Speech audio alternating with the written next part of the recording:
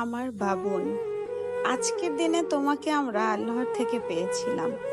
জান্নাত থেকে হাজার হাজার খুশি আর আনন্দ নিয়ে তুমি এসেছিলে আমাদের সুখ পাখি হয়ে। ডাক্তার যখন প্রথম তোমাকে দেখালো, আমার শুধু চোখ দিয়ে খুশিতে পানি পড়ছিল।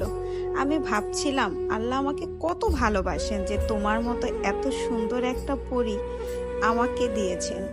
তুমি শুধু মাম্মা পাপার না, সবার অনেক অনেক আদরের।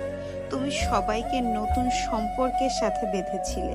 নানা বাড়ির, দাদা বাড়ির সবার প্রথম এবং আদরের নাতনি যে তুমি। তুমি জানো তোমার নানা ভাইয়া আমাকে ছেড়ে অন্য কাউকে যখন একটু আদর করতো আমার খুব কষ্ট হতো, কিন্তু যখন তুমি আসলে আর আমার থেকেও বেশি তোমাকে আদর করে, সত্যি বলছি আমার খুশির কোনো সীমা থাকে না।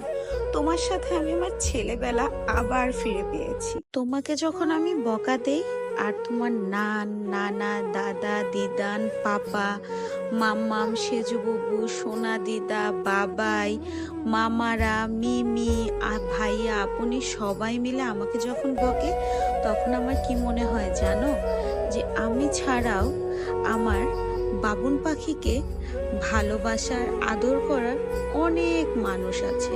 তুমি সবার আদরে, তোমার টিচার, সবাই যখন তোমার প্রশংসা করে তখন আনন্দে আমি ইমোশনাল হয়ে যাই। তুমি জন্মের পরে সবাই বলেছিল তুমি পুরোটা দেখতে তোমার পাপার মতো হয়েছো।